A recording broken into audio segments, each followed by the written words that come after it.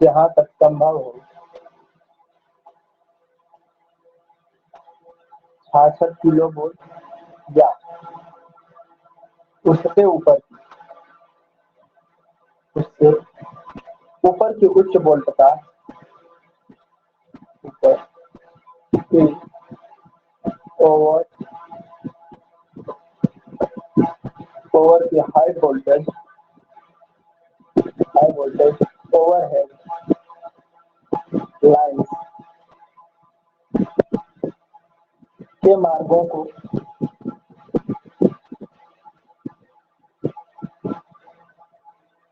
प्रदूषण वाले क्षेत्रों से पॉल्यूटेड एरिया से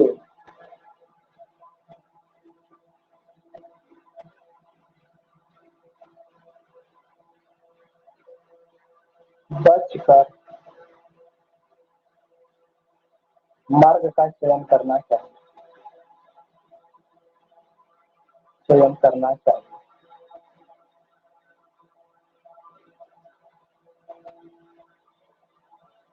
इसके लिए रूट लेंथ को दबाया जा सकता है। इसके लिए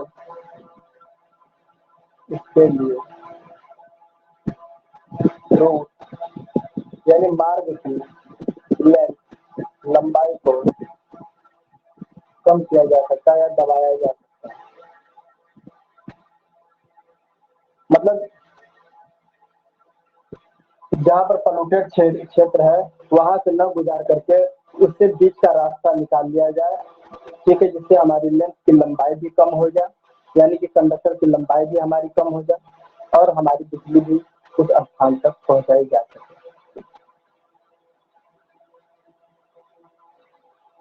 दबाया जा सकता है। दूसरा पॉइंट है ऊंचे स्थानों अर्थात टीले वाली भूमि पर ऊंचे स्थानों या फिर टीले वाली भूमि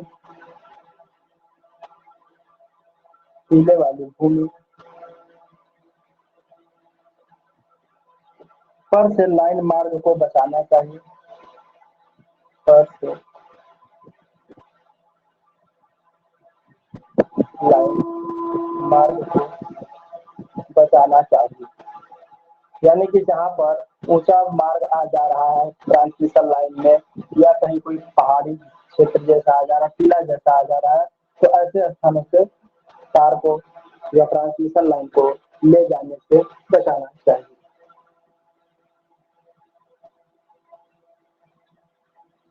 यदि ऐसा संभव न हो तो यदि ऐसा संभव न हो तो दो खंभों के मध्य को कम कर देना चाहिए। तो दो खंभों के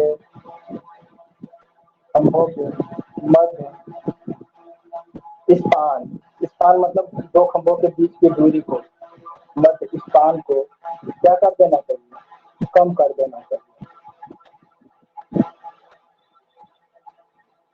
मतलब जैसे कि दो खंभे हम 100 मीटर की या 10 मीटर की दूरी पर लगा रहे हैं, क्या 50 मीटर की दूरी पर लगा रहे हैं, 50 मीटर नहीं, कम से कम 10 मीटर की दूरी पर लगा रहे हैं, क्या 15 मीटर की दूरी पर लगा रहे हैं, तो इनके बीच के स्पान को थोड़ा सा कम कर लेना चाहिए। तीसरा पॉइंट, संभव हो तो चालकों को क्रॉस आर्म पर क्षैतिज अवस्था में ही लगाना चाहिए। संभव हो तो चालकों को क्रॉस आर्म पर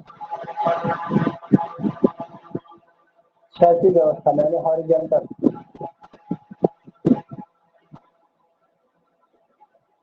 अवस्था में लगाना चाहिए,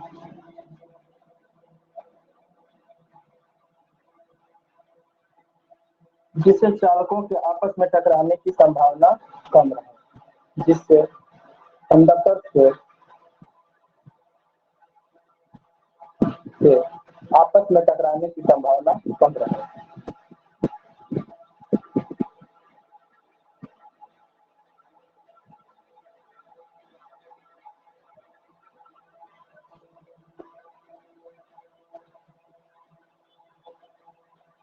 नेक्स्ट पॉइंट है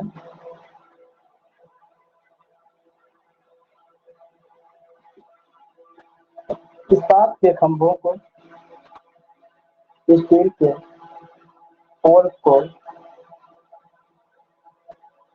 गैल्वेनाइज करके ही लगाना चाहिए, करके यूज करें।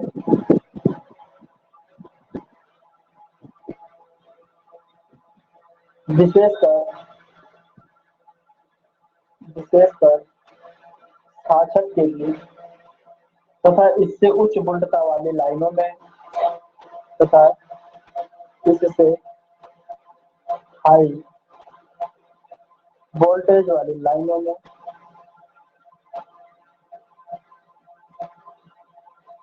लाइन्स में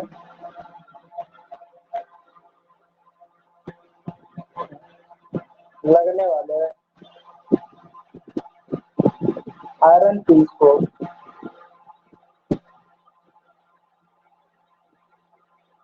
गैल्वेनाइज कर लेना चाहिए,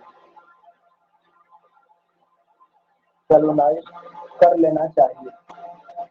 यानी कि जो लोहे के भाग होते हैं अगर वह प्रयोग में लाए जा रहे हैं तो उसको जस्तीकृत कर लिया जाना चाहिए ताकि जंग से उसकी बचाव की जा सके। ठीक है, आगे चलते हैं।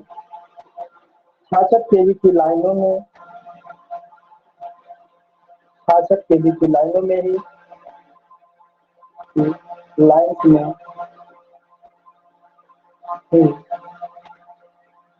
लकड़ी के खंभे तथा कॉपर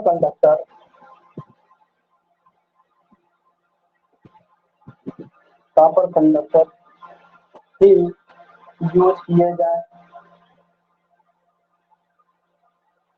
ठीक है, 66 किलोवोल्ट की लाइन में ही लकड़ी के पोल तथा कॉपर का कंडक्टर का इस्तेमाल करें। लेकिन हमारे देश में ACSR कंडक्टरों तथा लेकिन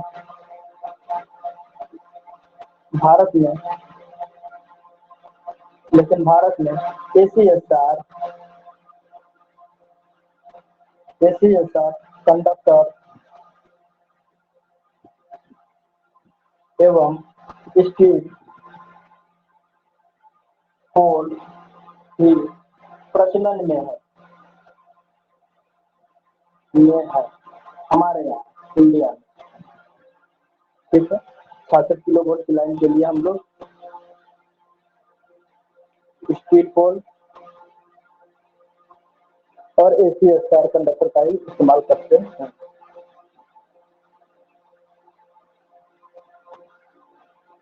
अब आगे चलते हैं। सिरोपरी लाइनों के चालकों में मजबूत जोड़ दिए जाने चाहिए।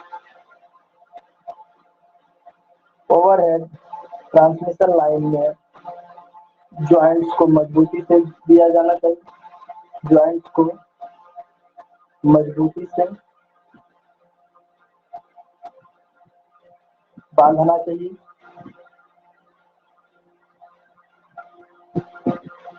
ठीक है, और इनको पृथक कार्यों पर ज्वाइंट को मजबूती से बांधना चाहिए तथा इंसुलेटर पर कसाव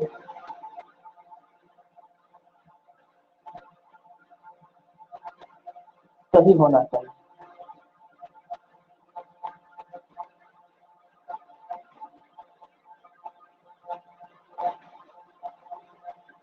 ठीक है,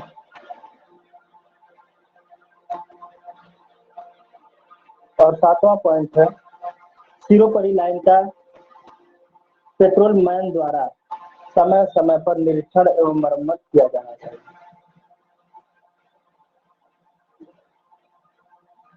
ओवरहेड लाइन्स का पेट्रोल मैन द्वारा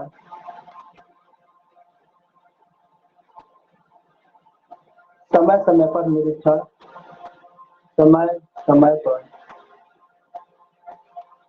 निरीक्षण, समय समय पर जांच व मरम्मत किया जाना चाहिए।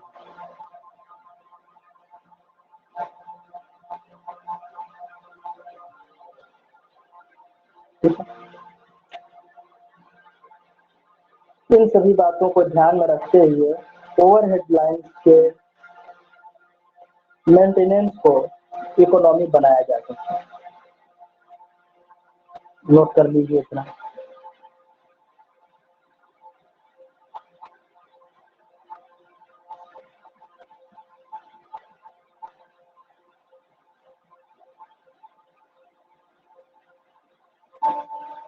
ठीक है, अब आगे चलते हैं।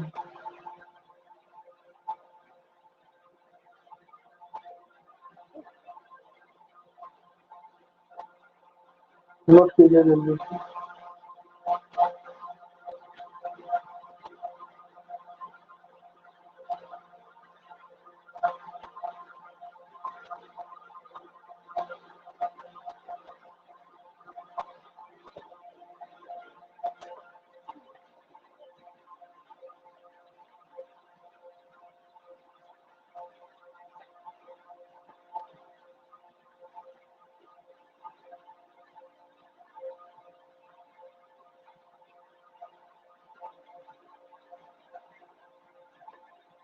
आइए मोटा मोटा यही आप लोगों को बताते चलते हैं। चलिए, छोड़ेंगे कुछ भी नहीं, जल्दी जल्दी पढ़ा देंगे, लेकिन छोड़ेंगे कुछ भी नहीं। आइए चलते हैं। Maintenance of supporting structure.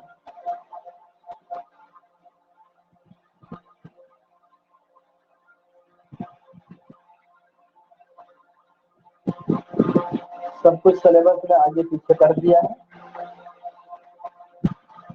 Sir danger room notice इसी में है। हाँ, डेंजर नोटिस इसी में है। हाँ, इसी चैप्टर में सब मिलेगा, लेकिन अब चैप्टर थोड़ा ये लंबा है, बहुत है लंबा है। अब इसी में आगे आएगा। इसी में देखिए आगे क्या है, मेंटेनेंस ऑफ सपोर्टेड खंभों के बारे में है। फिर उसके बाद पोल और टावर है, उनके बारे में है। फिर उसके बाद लैटिस स्टील टावर है, उसका कैसे करते हैं। उसके बाद पेंटिंग वगैरह भी है। इंसुलेटर है, टाइप्स ऑफ इंसुलेटर है, और इंसुलेटर का मेंटेनेंस, टेस्टिंग एंड क्लियरेंस जो है, क्लीनिंग कैसे करते हैं। इंसुलेशन की टेस्टिंग, क्लीनिंग ऑफ इंसुलेटर, ये सब है कि नहीं। दिया इंस्पेक्शन है ऑफ सर। कंडक्टर है सब। हाँ सर है सब। सब है तो सब चलते हैं, तब सही लाइन पे चले रहे हैं हम लोग। आइए धड़ाधड़ चलते हैं। चलिए, तो विलम्ब न करते हुए चलते हैं। देखिए, maintenance of support structure. Maintenance of support structure, ठीक है। इसको हिंदी में कहते हैं आधार संरचना का अनुरक्षण। आधार संरचना का अनुरक्षण। कम से कम इतना पॉइंट हम बता दें कि आप लोगों को अगर कोई क्वेश्चन पूछ देता है ना, तो आप लोग खाली हाथ नहीं आएंगे, उसका जवाब तो जरूर देकर ही आएंगे। आइए लाइन सपोर्ट देखते हैं कि कौन कौन से लाइन सपोर्ट होते हैं। तो देखिए, kinds of line support. Kinds of line support. तो काइंड्स ऑफ लाइन सपोर्ट में देखते हैं हमारे पास कितने टाइप्स के सपोर्ट है जो हम इस्तेमाल करते हैं। एक होता है हमारे पास वुड पोल होता है, वुडन पोल, लकड़ी का, लकड़ी के खंभे। दूसरा है आरसीसी खंभे, रैन इनफोर्स्ड कंक्रीट पोल, RCC पोल।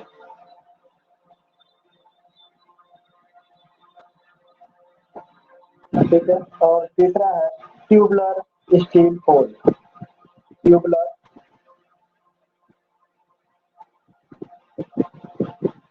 स्टील पोल मतलब गोल स्टील खंभा।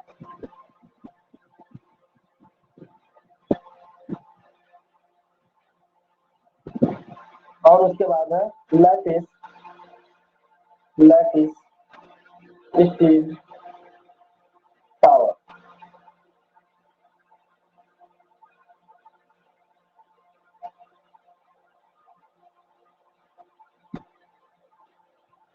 ठीक है, ये हमारे पास 4 स्ट्रक्चर होते हैं जो लाइन को सपोर्ट देने के काम में लाए जाते हैं। ठीक है, अब आइए मेरे विद्यार्थी, हम ये देखते हैं कि लकड़ी के खंभों में क्या क्या है। लकड़ी के खंभे तो आजकल प्रचलन में नहीं है, क्योंकि ये फिलहाल लकड़ी के जो खंभे होते हैं बेहद सरल, सस्ता एवं सिंपल देखने में होते हैं। ठीक है, इनका प्रयोग कब किया जाता है?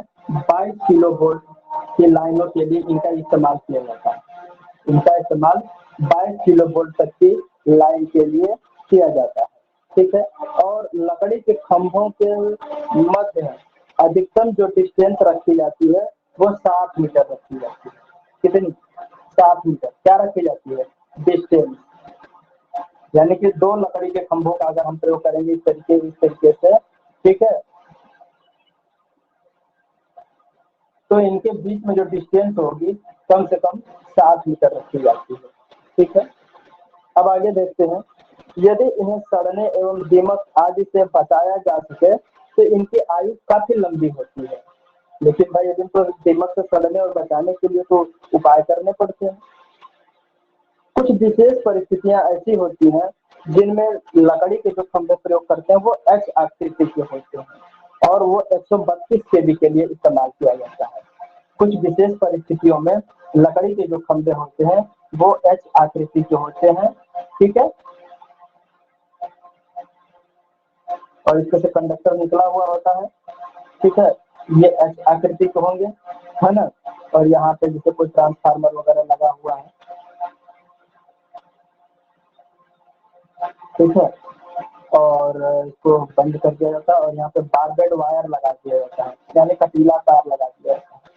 ठीक है, प्रत्येक कटीला तार का जो फेरा इस तरह लगाते हैं, इस फेरे के बीच की दूरी जो है यहाँ से यहाँ तक कुल मिला जुला के 900 मीटर होता है, एम एम, 900 mm तक की। ठीक है,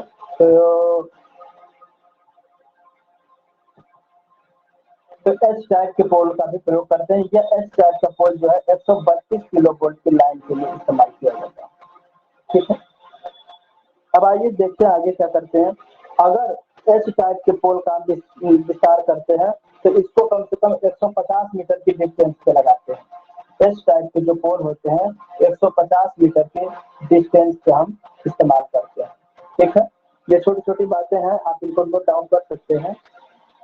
ठीक है, ए टाइप या एच टाइप के संरचना वाले पोल जो होते हैं इनके अधिकतम अनुप्रस्थ सामर्थ्य प्राप्त की जा सकती है। ठीक है, इनका जो है सामर्थ्य ए टाइप का जो है, देखिए एक सिंपल टाइप का होता है, इस तरीके से लकड़ी का पोल होता है। ठीक है, एक हमारा होता है ए टाइप का, इस तरीके से होता है,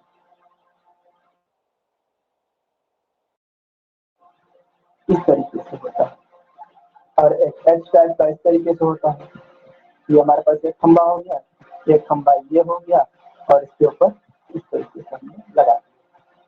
ये एच टाइप का, ये आई टाइप का है, ये ए टाइप का है, ये एच टाइप का है। ठीक है, ये 3 टाइप के आपके पोल होते हैं लकड़ी के। ठीक है, आइए देखते हैं आगे इसके बीच में जो है या फिर कहीं कहीं किताबों में ऐसे भी देखने को मिलेगा। ये हमारा हो गया, ऊपर से हमने इसको ऐसे जोड़ रखा है, ठीक है, और ऊपर यहाँ पे इंसुलेटर लगा होगा, मतलब इसकी डायरेक्शन को इधर की तरफ चेंज करने के लिए। और यहाँ पर इन दोनों को इस तरीके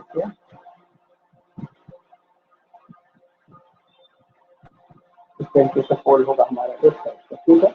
और ये नीचे ग्राउंड होगा, ये ग्राउंड होगा, ग्राउंड के अंदर कुछ हिस्सा दबा होगा, यानी 1/6, ठीक है। अब लकड़ी के खंभों का जिससे निरीक्षण कैसे करते हैं, मान लीजिए कि हमने लकड़ी का खंभा अगर कहीं लगा दिया है तो उसका निरीक्षण करते समय हम क्या देखेंगे। तो देखिए, लकड़ी के खंभे अगर जब हम प्रयोग करते हैं तो सबसे पहले उनका जो निरीक्षण करते हैं तो उसके निचले और ऊपरी सिरे से 5 फीट की दूरी पर इनके व्यास का निरीक्षण ध्यानपूर्वक करना चाहिए। यानी निचले और ऊपरी सिरे से 5 फीट की दूरी पर इनके व्यास का निरीक्षण करना चाहिए।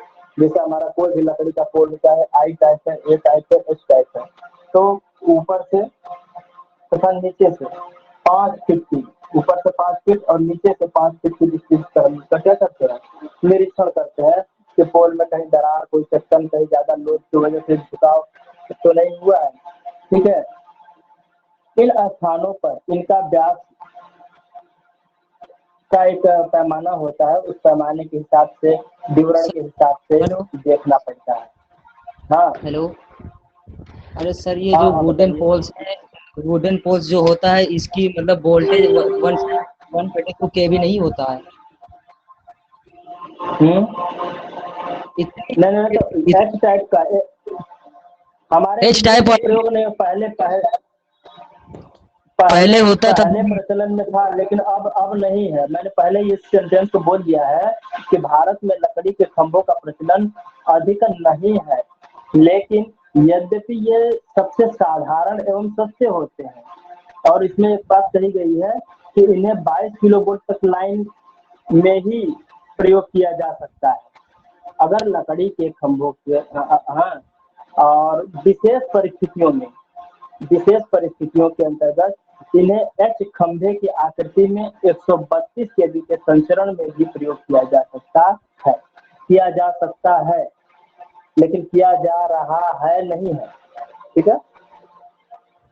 सर पहले हम लोग TDP बुक पढ़े थे, ट्रांसमिशन डिस्ट्रीब्यूशन, तो वो ये जो वुडन पोल है 3 टाइप्स के थे, ए टाइप का था, एच टाइप का था और एक सिंपल था। तो सर इसमें 32 kV तक ही दे रहा है। हाँ 32 हाँ 32 33 kV। हाँ चलिए, अब तो हमारे इंडिया की बात है, तो हमारे इंडिया में तो होता नहीं, अब विदेशों में पता नहीं कैसे क्या टेक्नोलॉजी लगाते हैं, है ना। तो अब हम वहाँ की बात तो नहीं कर सकते, लेकिन फिलहाल जो पुस्तक में बातें लिखी गई हैं तो मैं तो वही बता रहा था आपको। तो हालांकि इस सेंटेंस में मैंने पहले ही कह दिया कि अभी इसका प्रयोग संभव नहीं है, क्योंकि ज़्यादा देर तक टिक नहीं पाएगा, क्योंकि दीमक वगैरह इत्यादि लग जाने की वजह से ये हमारा पोल खराब हो सकता है। और 132 kV के लाइन पर ज़्यादा लोड होता है तो वो बियर नहीं कर पाएगा, ठीक है जी। सर इसकी हाइट सर कितनी होती है? इसकी हाइट अभी इसका मैं चार्ट आप लोगों को हम बना के नोट करा देंगे कि कितनी हाइट पे क्या है, क्योंकि ये 22 किलोवोल्ट की लाइन तक वाली जो होती है ये ज़्यादा से ज़्यादा 11 से 13 मीटर ऊंचाई तक होती है, ठीक है। कि मीटर थोड़ा होगा, फीट में होगा।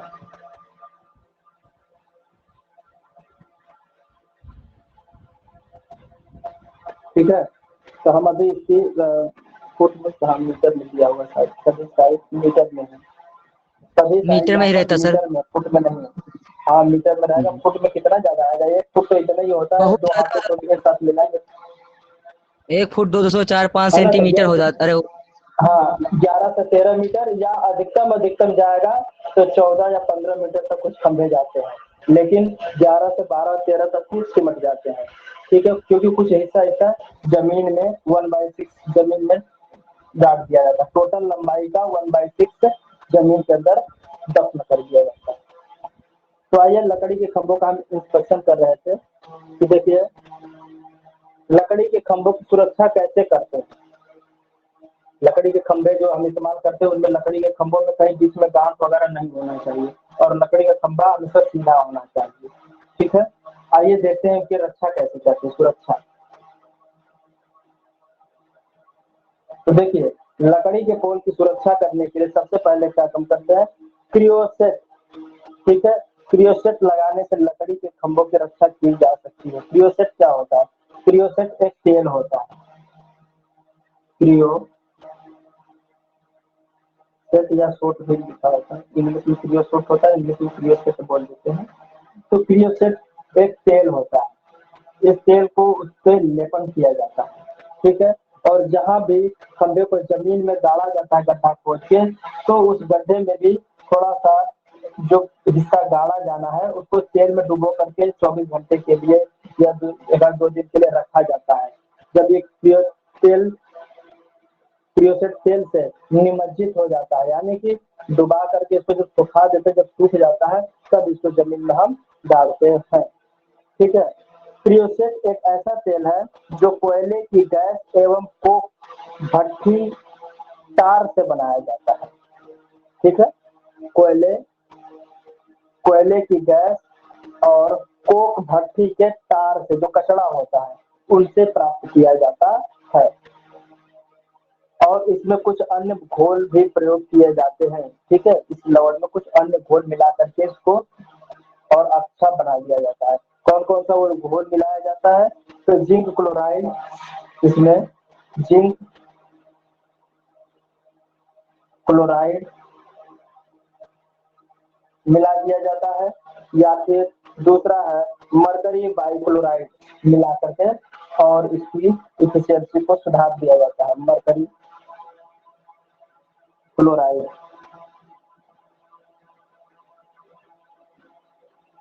अन्य लवण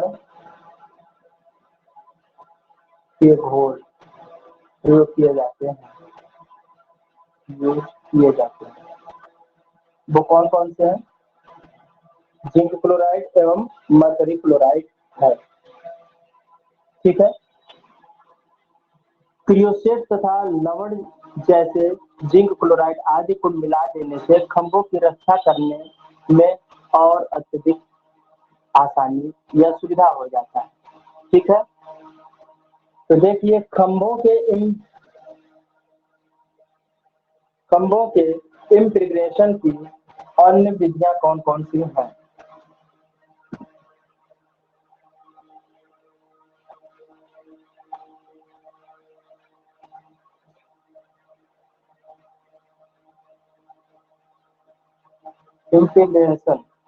इम्प्रिग्नेशन यानी कि व्यापक,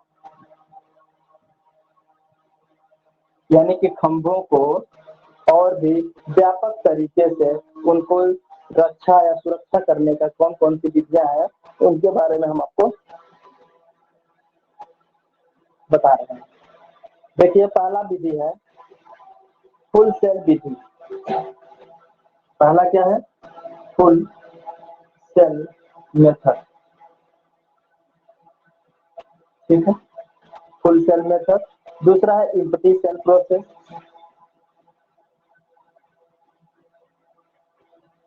एम्प्टी सेल प्रोसेस। और तीसरा हमारे पास है प्रेशर। चलिए तीसरा देखते हैं, पहले फुल वाले को देखते हैं। इसमें खाली चैम्बर में दबाव के साथ तेल भरा जाता है। खाली चैम्बर में दबाव प्रेशर के साथ ऑयल फिल किया जाता है। प्रेशर के साथ ऑयल फिल किया जाता है।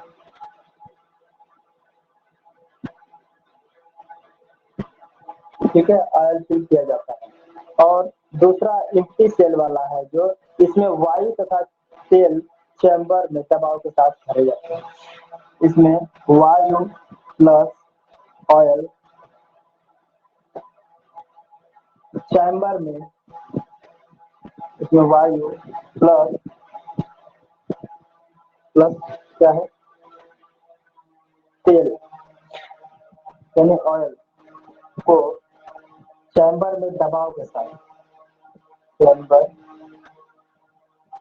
में प्रेशर के साथ फिल किया जाता है। ठीक है। और तीसरा है पॉइंट है इसमें लिखेगा, इस विधि में तेल कम खर्च होता है। इस विधि में तेल कम खपता है, कम खर्च होता है।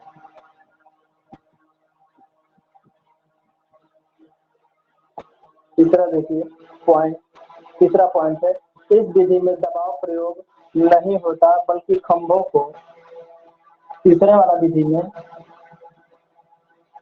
इस विधि में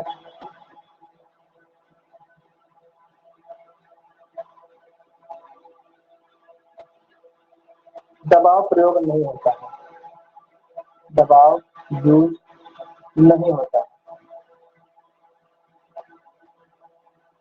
बल्कि लवण के घोल में काफी समय तक डूबा रहने दिया जाता है।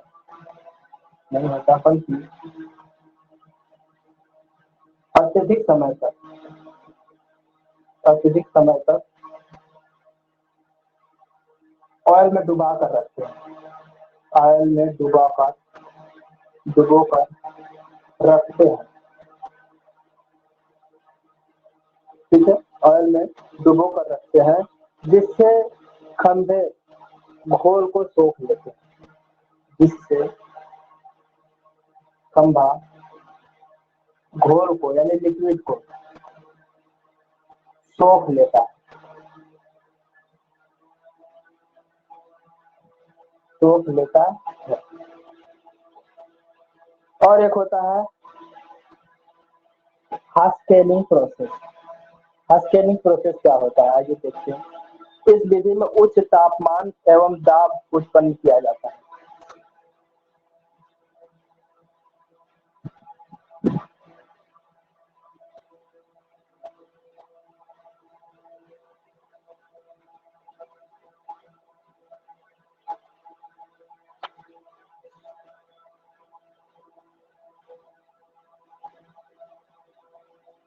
हास्केलिंग प्रोसेस में उच्च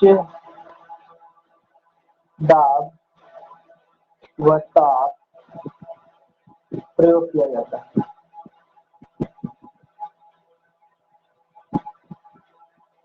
ठीक है, हास्केलिंग प्रोसेस में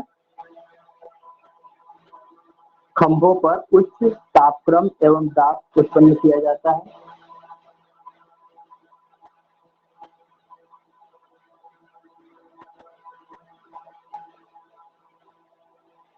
ठीक है, तो यानी कि कुल मिला जुला के यह कहा गया कि क्रियोसेट विधि सबसे अच्छी विधि मानी गई है।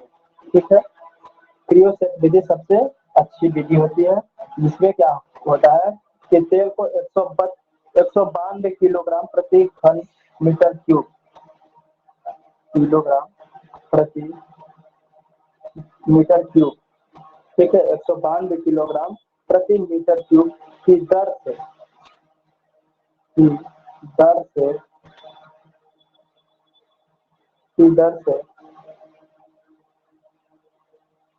इंजेक्ट किया जाता है। क्या चीज? ऑयल। जो ऑयल होता है क्रियोसेट उसको 192 किलोग्राम पर मीटर क्यूब की तरफ से इंजेक्ट किया जाता है। ठीक है, अब आगे चलते हैं। बोलमेन विधि एक होती है, बोलमेन विधि।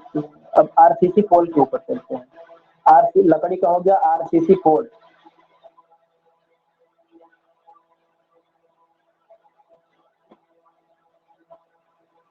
स्टील पोर बताइए सर। आ रहा है, अभी लाइन में है। आरसीसी पोल आएगा, फिर उसके बाद आरसीसी पोल का मेंटेनेंस आएगा, फिर उसके बाद ट्यूबुलर पोल है, फिर उसके बाद मेंटेनेंस ऑफ स्टील पोल। तो आइए देखते हैं। भारत में आजकल सीमेंट कंक्रीट से बने खंभों का प्रचलन है। चलिए मैं इसको बोल दे रहा हूँ, आप लोग को सुनिए, जहाँ पे लिखाने की आवश्यकता रहेगी मैं उसको जरूर नोट डाउन कराऊंगा।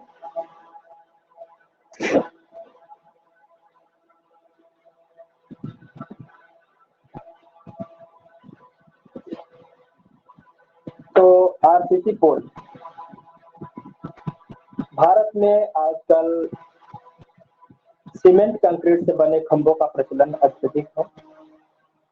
इन खंभों के प्रयोग में सबसे अधिक दुविधा इनको एक स्थान से दूसरे स्थान तक ले जाने में होती है। यद्यपि कहा जाए कि इनको प्रयोग करने वाले स्थान पर ही ढालना चाहिए, परंतु स्थान स्थान पर खंभों को ढालने की व्यवस्था करनी पड़ती है, सारे इक्विपमेंट लगाने पड़ते हैं। तो यही सारी प्रॉब्लम आती है, कठिनाइयाँ आती हैं। एक स्थान पर ही इन्हें ढालकर सावधानी पूर्वक 4 या 6 दिन 6 की संख्या में किसी बैलगाड़ी या किसी उपयुक्त व्हीकल के माध्यम से ले जाया जाता है।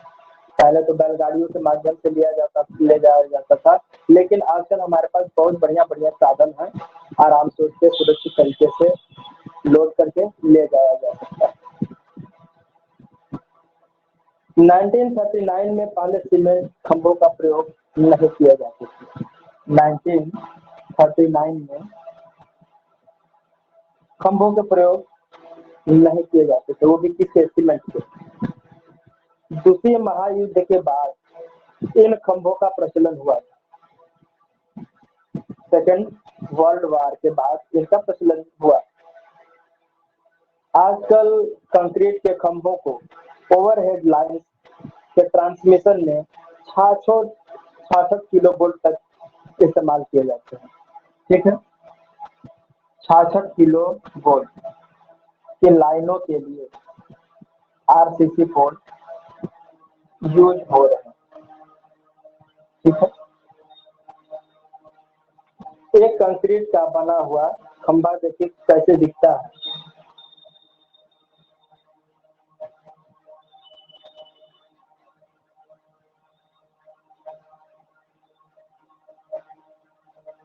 ठीक है, इस तरीके से हमारा कंक्रीट का बना हुआ खंभा दिखेगा और इसके ऊपर इस तरीके से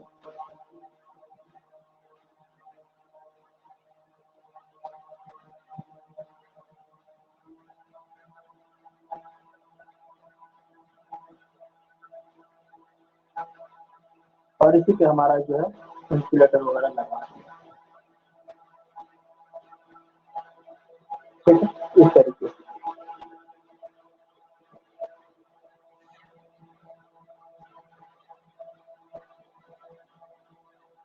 आइए देखते हैं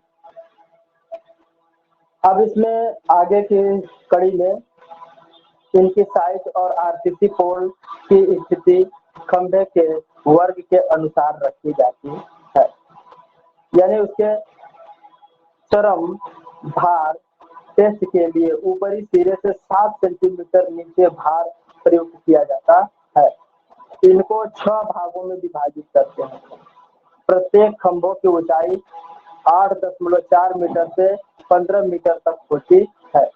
प्रत्येक वर्ग के खंभों की ऊंचाई 8.40 मीटर से 15 मीटर तक होती है। तो आइए खंभों के आरसीसी पोल खंभों के बारे में जो सारणी है वो मैं आपको बताता हूँ कि कितनी ऊंचाई किसकी और कितने वोल्ट के लिए होती है।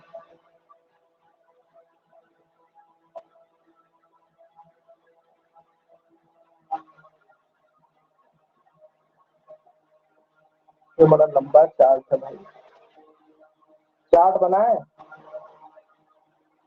आरसीसी पोल का, तो साथ साथ में लिखते चलिएगा, वरना नंबरिंग करने में आप भूल सकते हैं। चलिए कुछ के साथ हम बना दे रहे हैं कुछ डिजिट तक। ये हो गया लंबाई मीटर में।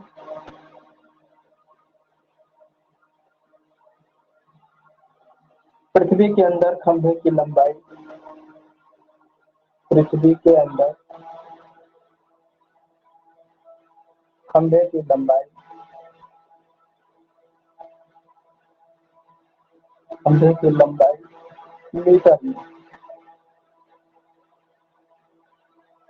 ठीक है, आइए देखते हैं। 8.40 मीटर का जो खंभा होगा उसकी जमीन के अंदर जो गड्ढे में डाला जाएगा 1.40 होगा। 9 मीटर के खंभे को भी 1.5 अंदर जाएगा। 9.60 मीटर का जो खंभा है उसमें 1.80 मीटर लंबा जाएगा अंदर। 10.20 जो है उसका 1.80 अंदर जाएगा और 10.80 जो लंबाई होती है उसका 1.80 हिस्सा पृथ्वी के अंदर होगा और 11.40 जो है उसका 2.10 अंदर जाएगा। 12 मीटर की जो लंबी होगी वो भी 2.10 अंदर जाएगी और 12.16 है उसका भी उतना ही रहेगा। 12.16 है इसका भी 2.10 हिस्सा अंदर जाएगा और 13.20 और 13.80 और 14.50 और 15.70 यहाँ तक लिख रहा है। ठीक है, तो 2.60 के बाद यहाँ से सभी 2.40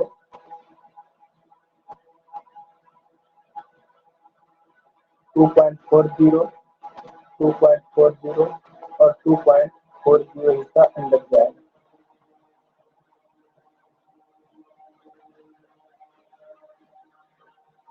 ठीक है,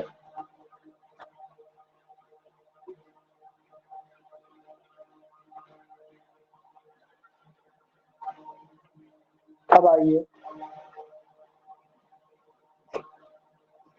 अभी अभी कुछ समय पहले हमने कहा था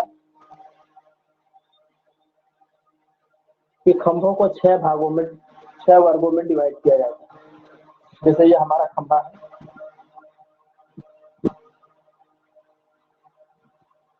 ठीक है, इसको 1 भाग, इसको 2 भाग, इसको 3 भाग, इसको 4 भाग, इसको 5 भाग और इसको 6 भागों में हमने खंभे को डिवाइड किया।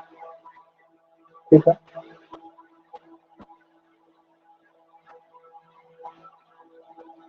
तो इनके ऊपरी सिरे से 60 सेंटीमीटर तक जो धार प्रयोग कर रहे थे। हम देखते हैं कि प्रत्येक वर्ग में खंभों की ऊंचाई 8.80 से 15 मीटर तक होती है। तो देखिए प्रत्येक खंभों में 6 भागों में डिवाइड करते हैं, यानी 6 वर्गों में डिवाइड करते हैं। देखिए एक वर्ग ये है, एक ये है, एक ये है, एक ये है, एक ये है। तो 8.40 मीटर लंबी से लेकर के 15 मीटर लंबी तक हमारी लकड़ी के आरसीसी के खंभे होते हैं, जो कि पृथ्वी के अंदर इतने इतने हिस्से उसके अंदर रखे जाते हैं। अब आइए देखते हैं लकड़ी के खंभों को हम कई भागों में बांटे हैं।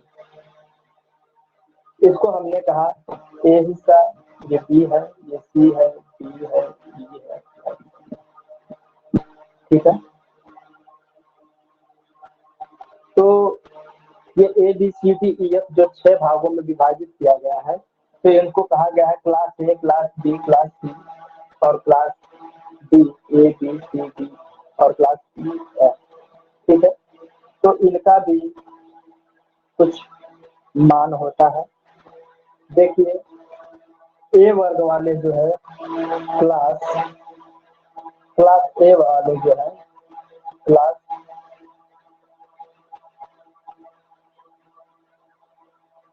क्लास ए बी, सी और ये हो जाएगा डी। तो देखिए ए वाले में 567.5 कहाँ तक आएगा, 10.20 तक, यहाँ तक है। ये भी सेम रहेगा, ये भी सेम रहेगा और यहाँ भी सेम रहेगा, यहाँ तक। बी वाले में 793, ये कहाँ तक रहेगा, 11.40 तक।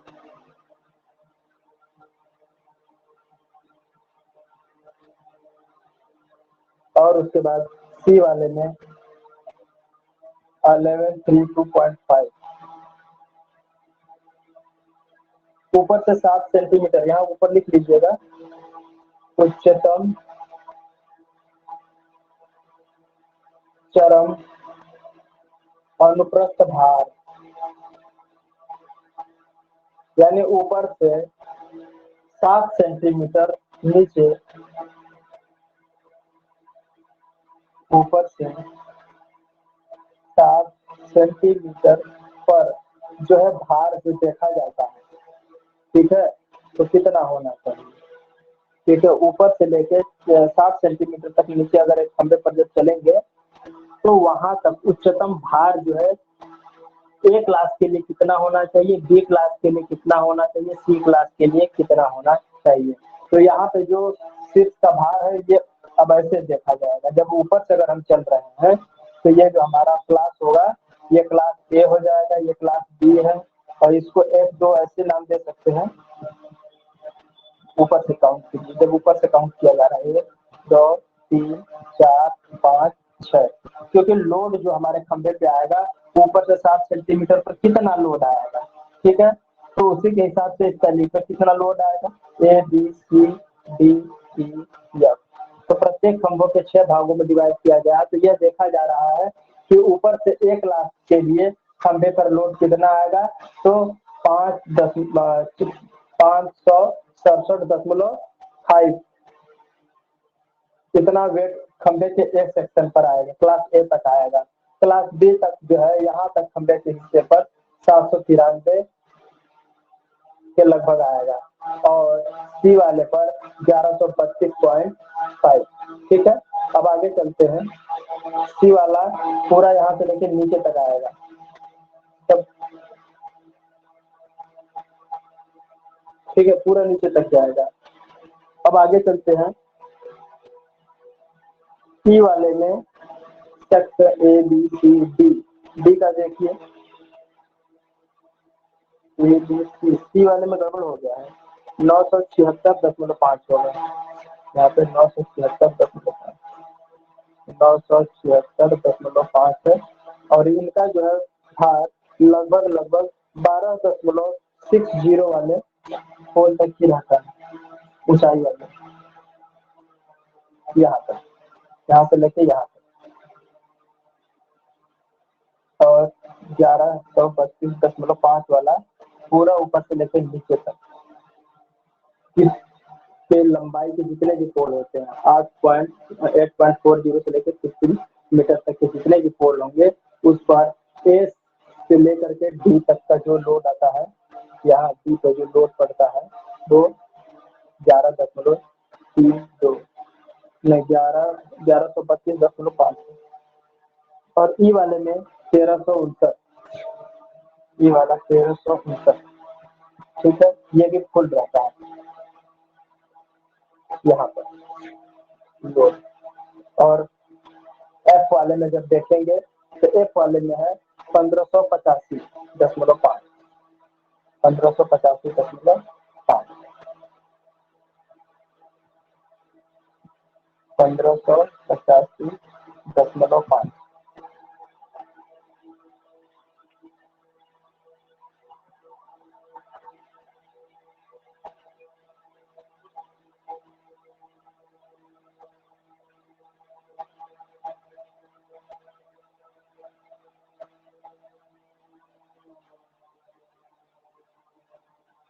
अब आगे देखते हैं, खंभों को हम लोग बिना रंगे ही इसी तरह इस्तेमाल करते हैं, तो खंभों पे रंग लगाने की आवश्यकता नहीं होती है।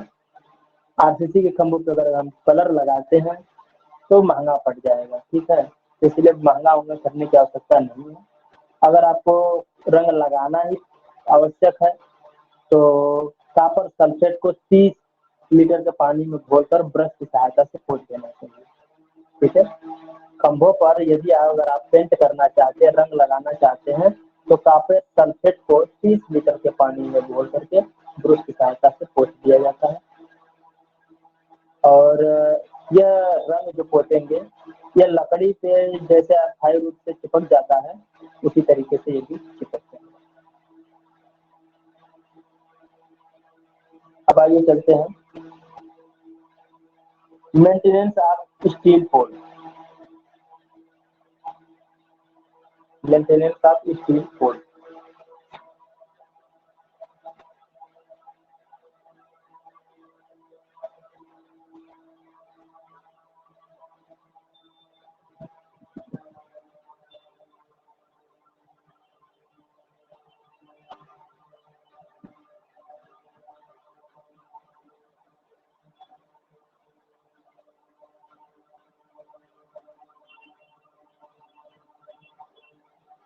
आइए स्टील पोल से देख।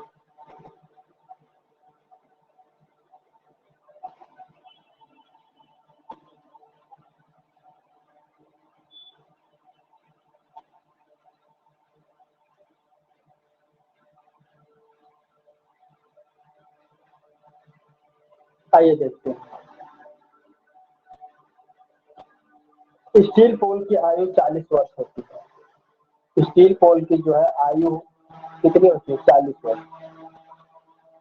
और इन पर लगने वाले जो एल्यूमिनियम के कंडक्टर हैं या कॉपर के कंडक्टर अगर कहीं प्रयोग किए जाते हो, हमारे इंडिया में तो एल्यूमिनियम का ही होता है, तो उनकी भी लगभग उम्र 40 साल तक ही होती है, ठीक है, उतने किसी के बराबर होती है। सिरोपरी लाइन की आयु वास्तव में इस पर लगी अन्य छोटी छोटी जो फिटिंग्स हैं उनके द्वारा नियंत्रित होती रहती है। यदि इन फिटिंग की धातुओं में भी इतना ही टिकाऊपन हो जितना कि खंभों में है, अर्थात हम इस बात का ध्यान रखते हैं कि जो खंभे की हमारी लाइफ है उसी के अनुसार उतनी ही क्षमता या उतना ही जीवन काल रखने लायक धातु द्वारा ही उसके अन्य भागों को फिटिंग्स को डिजाइन किया गया होना चाहिए। इस पर लगी हुई अन्य ये छोटी फिटिंग्स जैसे पृथककारी, ये जो फिटिंग होती है कौन कौन सी फिटिंग के रूप में आती है? तो देखिए पोल के ऊपर जो फिटिंग हम इस्तेमाल करते हैं, पहला आता है इंसुलेटर, जिस पर हम तार को बांधते हैं, ठीक है। दूसरा आता है फिटिंग को कसने के लिए क्रॉस आर्म के ऊपर हम क्रॉस आर्म के ऊपर हम इंसुलेटर को लगाते हैं। फिर उसके बाद स्टे वायर आता है, ठीक है। स्टे रॉड होती है, ठीक है, और क्लैंप, नट बोल्ट और स्टील कंडक्टर। तो इन सब की क्षमता ऐसी होनी चाहिए कि कम से कम एक बार खंभे पर स्थापित करने के बाद 40 साल तक तो बराबर चलता ही है, ठीक है। ये भाग लाइन के साधारणतः आयु में कम से कम एक बार अवश्य बदले। हाँ, इनकी जो आयु है मान लेते हैं कि 40 साल है, तो 40 साल में एक बार इसमें परिवर्तन अवश्य कर देना चाहिए, थोड़ी सी मरम्मत कर देनी चाहिए, इससे इसका जीवन काल अत्यधिक बढ़ जाता है। और जहाँ कहीं भी घनी आबादी अगर होती है तो वहाँ पे जाहिर सी बात है कि विद्युत के ऊपर अत्यधिक लोड होता है, अधिक कंज्यूमर होते हैं, तो इसकी वजह से उसकी क्षमता में कुछ कमी आ जाती है। तो समय पर उसकी जांच करते रहना चाहिए और उसमें बदलाव कर देना चाहिए। या कहीं छोटे मोटे भागों में जंग लग गया है या नट बोल्ट तो जंग खा गया है तो 5-10 साल में उसमें अनिवार्य रूप से बदल देना ही उचित होता है। ठीक है। स्टील के पोल की आयु अगर देखा जाए तो जो जस्तीकृत स्टील का प्रयोग करते हैं उनकी आयु 7 से 12 साल तक होती है। यानी कि गैल्वेनाइज्ड स्टील जस्तीकृत जस्तीकृत स्टील की जो आयु होती है वो 7 से 12 वर्ष। ठीक है, 7 से 12 या हाँ 7 से 12 वर्ष होती है और देहाती क्षेत्रों में 15 से 20 वर्ष तक। देहाती क्षेत्रों में 15 से 20 वर्ष तक होती है और ये कहाँ हो जाएगा शहरी या आबादी वाले क्षेत्रों में 7 से 12 वर्ष, क्योंकि वहाँ पे लोड ज्यादा है। देहातों में थोड़ा सा लोड कम है, बाकी सब खेत खलिहान ही है। आइए चलते हैं आगे। यदि मान लेते हैं कि किसी भी फिटिंग का गैल्वेनाइजेशन हट गया है जिसपे जस्तीकृत करके हमने लगाया है, तो अगर वो नष्ट हो गया है तो उसको पेंट वेंट की पुताई करके उसकी जंग से बचाव के लिए यह उपाय कारगर होता है ताकि उसकी जंग लगने की संभावना से उसे बचाया जा सके। लेकिन यह विधि थोड़ी महंगी पड़ जाती है और पेंट करते समय हमको लाइन को अप भी करना पड़ जाता है।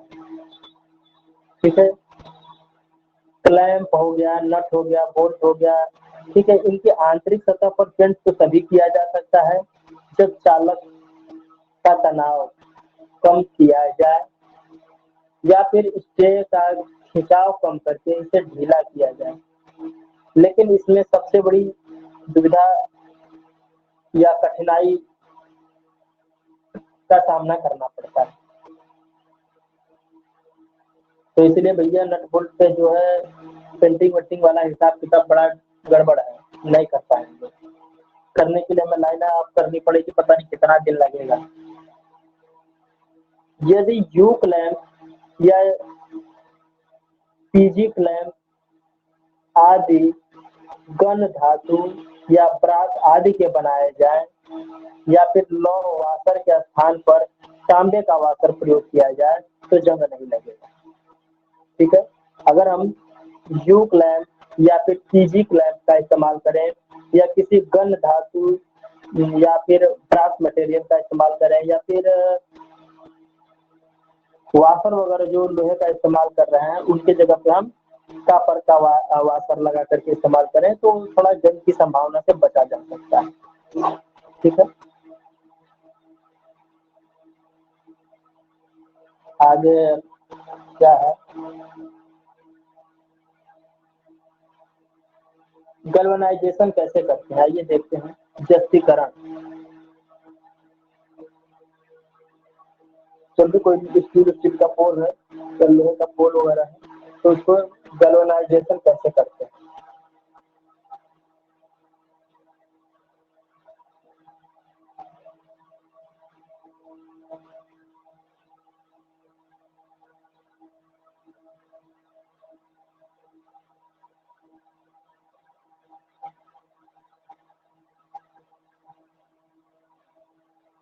गैल्वेनाइजिंग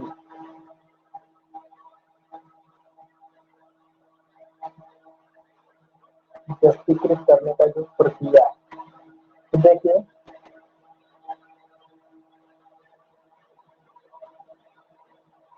सभी स्टील को जंग से बचाने के लिए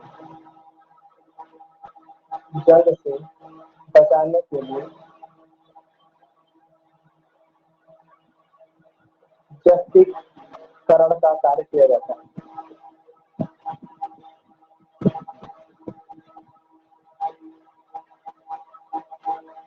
ठीक है, सभी स्टील को जंग से बचाने के लिए उसको जस्तीकरण का कार्य किया जाता है।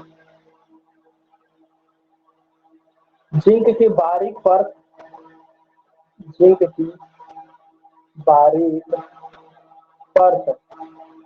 स्टील पर चढ़ा दी जाती है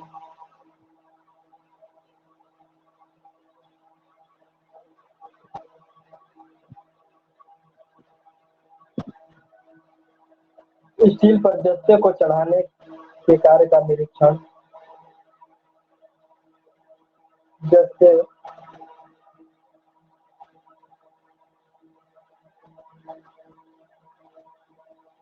जस्ते के चढ़ाने के कार्य का निरीक्षण।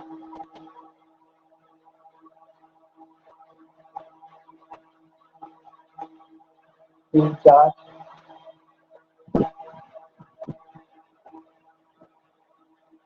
स्टील सप्लायर की कर्मशाला में ही किया जाना चाहिए।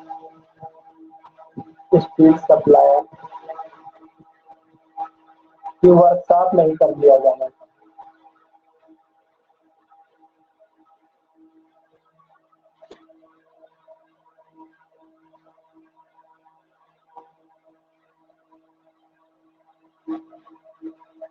जस्तीकृत लोहा दीर्घ समय तक गैल्वेनाइज्ड आयरन लंबे समय तक एयर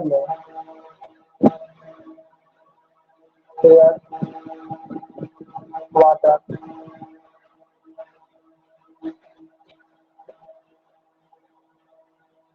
इत्यादि से सुरक्षित रहता है।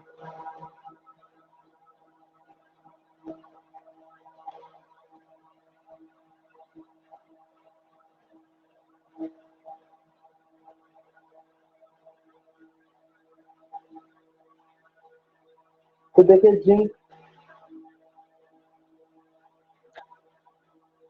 लोहे के मूल रूप को यह तब तक प्रोटेक्ट करता रहता है जब तक इसका जिंक घुल ना जाए, और जब तक जिंक को कोई नुकसान नहीं होगा तब तक हमारे स्टील की धातु को कोई नुकसान नहीं होने पाएगा। इसलिए जस्ता हम लोग को संक्षारण रोकने के लिए प्रभावशाली नहीं माना जाता। ठीक है, जस्ता के जो अम्ल का प्रयोग करते हैं जस्ता अम्ल का, तो ये संक्षारण को रोकने के लिए प्रभावशाली तरीका नहीं माना जाता। जस्तीकृत करने के लिए निम्न विधियों का प्रयोग किया जाना चाहिए। तो देखिए जस्तीकृत करने के लिए निम्न विधियां कौन कौन सी होती हैं।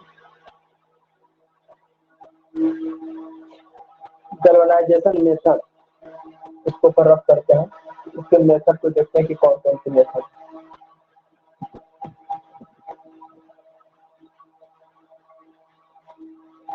मेथड तो कौन कौन सा मेथड का इस्तेमाल किया जाता है। पहला मेथड है पिघले जस्ते में लोहे को डुबाकर। पिघले जस्ते में लोहे को डुबाकर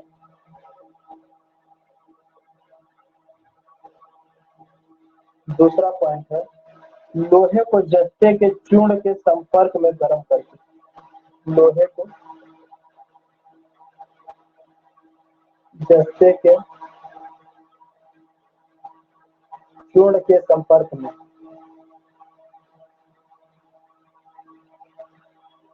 गर्म कर।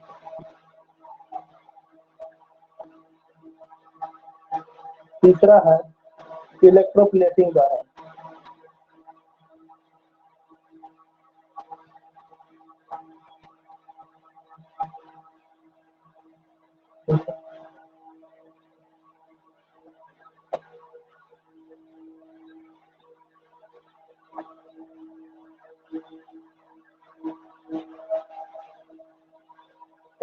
पहला पॉइंट जो आपने ऊपर लिखा था डुबोकर वाला, अब आइए देखते हैं इसके नीचे से लिखिएगा। इन तीनों लाइनों को जो आपने लिखा है इनके नीचे से लिखिएगा। स्टील बर्फ को अम्ल में साफ करके स्टील वर्क होगा। स्टील की वर्क यानी ऊपरी जो सतह है उसको वर्क को बर्फ लिखा हुआ है, गड़बड़ कर दिया। वर्क को अम्ल से साफ करके पानी से धोकर जिंक अमोनिया क्लोराइड पानी से धोकर zinc, ammonia, chloride,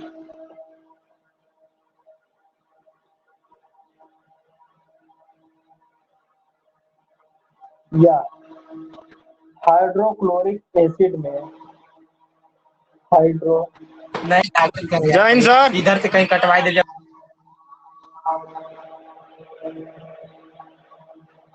hydrochloric acid में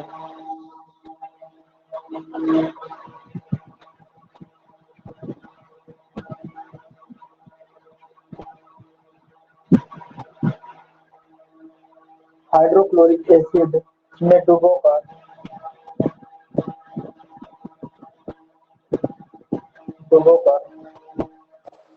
फ्लक्सिंग की जाती है।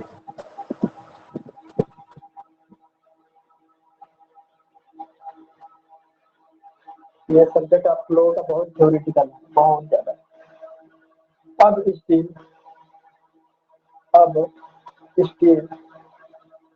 830 डिग्री फ़ारेनहाइट को 920 डिग्री फ़ारेनहाइट के तापमान पर पिघलते हुए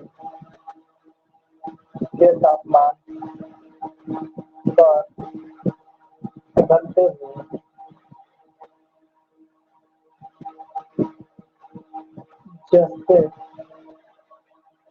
जी आवाज जा रही है? हाँ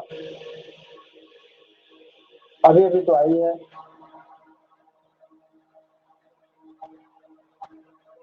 जब इस्पात का तापक्रम जब स्टील का तापक्रम जस्ते के बराबर जस्ते के जितना हो जाए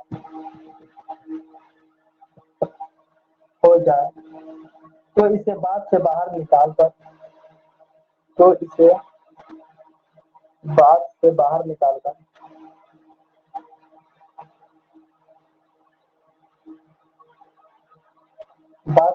निकालकर जस्ता टपकने दिया जाता है।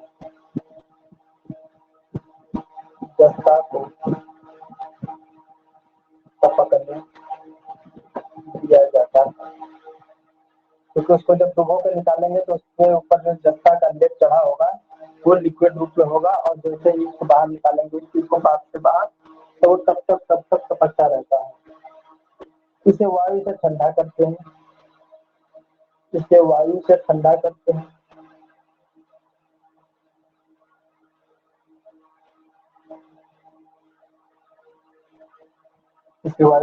करते हैं। जैसे कि रवेदार सतह इस्पात पर जम जाती है। जैसे कि रवेदार सतह स्टील पर जम जाती है।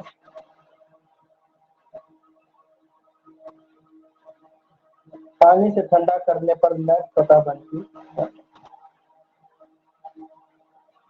तथा पानी से ठंडा करने पर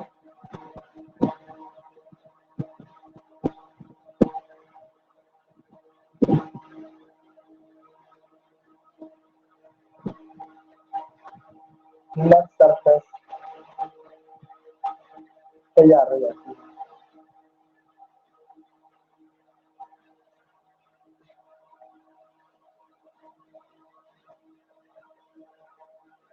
सेफ्टी फैक्टर जस्ते की परत की मोटाई पर निर्भर करता है।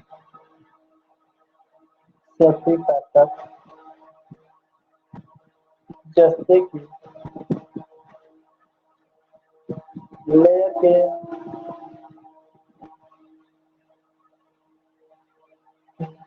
मोटाई जस्ते की मोटाई पर निर्भर करता है।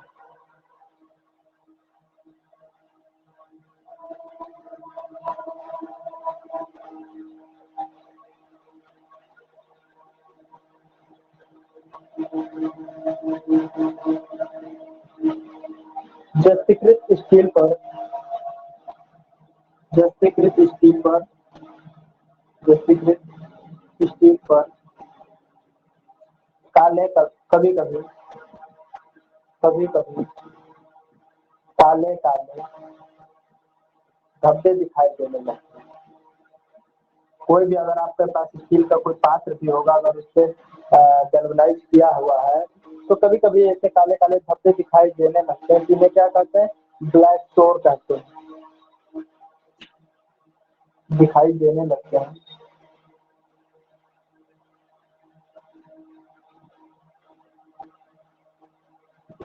तो उन्हें ब्लैक स्टोर कहते हैं।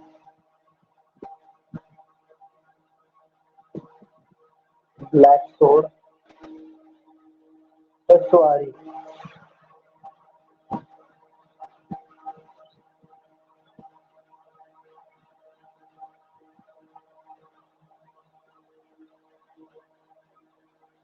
ठीक है।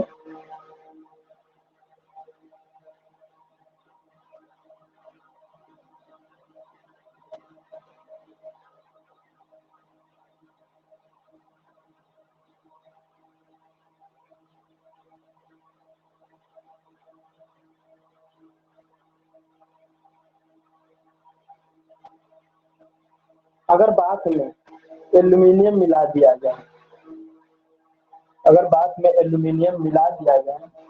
तो स्टील की चमक और चिकनाई बढ़ती है। हाँ, यदि बात में एल्यूमिनियम मिला दिया जाए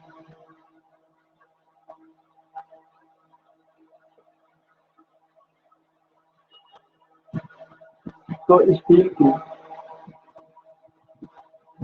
चिकनाई एवं चमक बढ़ जाती है। कौन भैया गाना बजा रहा है? पिक्चर देख रहे हो क्या?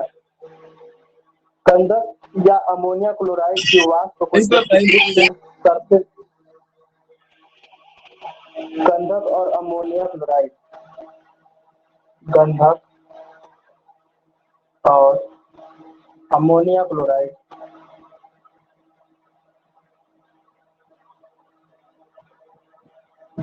ठीक है।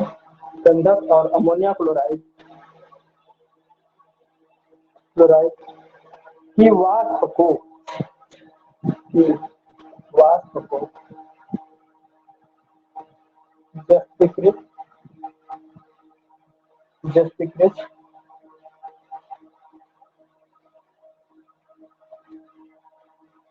सतह के संपर्क में लाने से यह चमक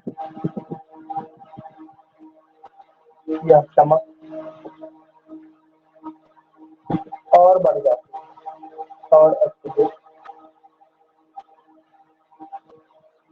बढ़ जाती है।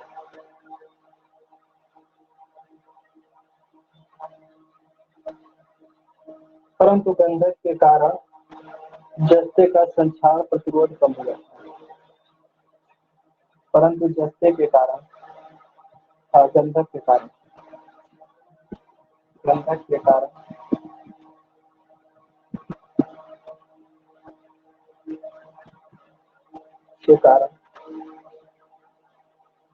जस्ते का संक्षारण जस्ते का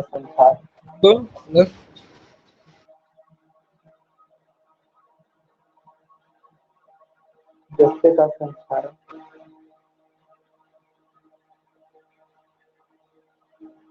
प्रतिरोध कम हो जाता है।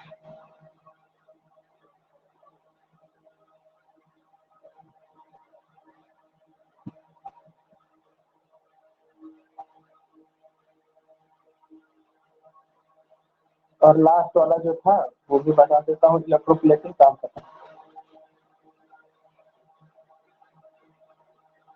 इलेक्ट्रोप्लेटिंग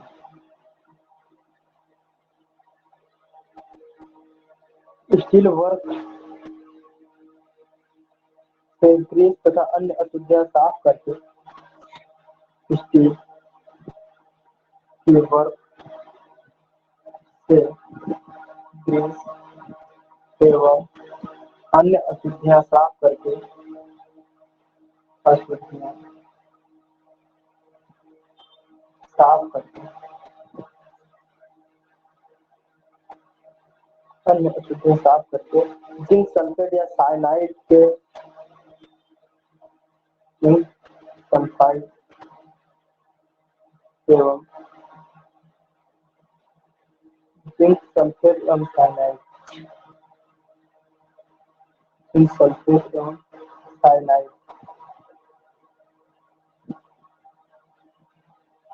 साइनाइड को बाथ में रखकर कम वोल्टेज पर बाथ में रखकर कम वोल्टेज पर वोल्टता तथा धारा प्रवाह के द्वारा कम वोल्टेज पर धारा प्रवाह